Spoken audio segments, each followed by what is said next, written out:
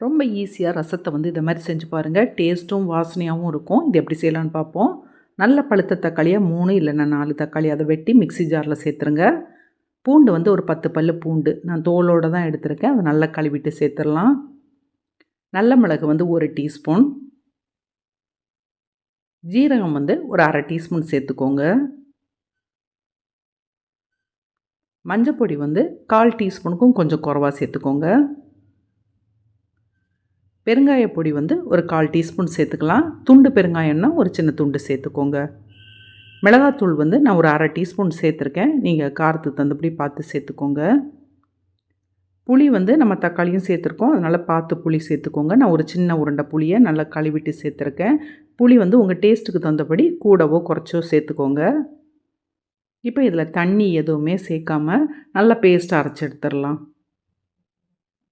இது மாதிரி நல்லா அரைச்சாச்சு. இது அப்படியே இருக்கட்டு. ஒரு பேனில் வந்து கொஞ்சமாக எண்ணெய் சேர்த்துடலாம். எண்ணெய் நல்லா சூடானோடனே ஒரு 1/2 டீஸ்பூன் கடுகு போட்டு நல்லா பொரிய விட்டுறலாம். கடுகு நல்லா பொரிஞ்சு வந்த பிறகு ஒரு 3 இல்லைன்னா 4 காஞ்ச மிளகாவை வந்து இதில் கிள்ளி சேர்த்துட்டு லைட்டாக வதக்கி விட்டுறலாம். அது லைட்டாக கலர் மாறும்போது நம்ம தக்காளி அரைச்சி வச்சுருக்கோம் பார்த்திங்களா, அதை இதில் சேர்த்துடலாம்.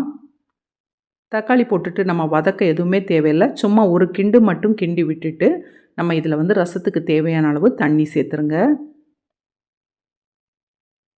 ஒரு 4-5 கப்பு நான் தண்ணி சேர்த்துருக்கேன். இனி இதில் தேவையான அளவு உப்பு சேர்த்துடலாம். கருவேப்பிலை வந்து ஒரு 2 கொத்து சேர்த்துடலாம். பொதுவாக நம்ம ரசத்தை வந்து கொதிக்க விட மாட்டோம். ஆனால் இந்த ரசத்தை வந்து நல்லா கொதிக்க விடணும். கொதிக்க விட்டால் தான் டேஸ்ட்டு நல்லாயிருக்கும். ரசம் கொதிக்க ஆரம்பித்து அதுக்கப்புறம் 1 நிமிஷம் நல்லா கொதிக்க விட்டுருங்க. இப்போ இது வந்து இதை கொதிக்க ஆரம்பிக்குது. இது 1 நிமிஷம் அப்படியே கொதிக்கட்டு. நல்லா 1 நிமிஷம் ஆன பிறகு கொத்தமல்லி இலை தூவி இறக்கிற வேண்டியதான்.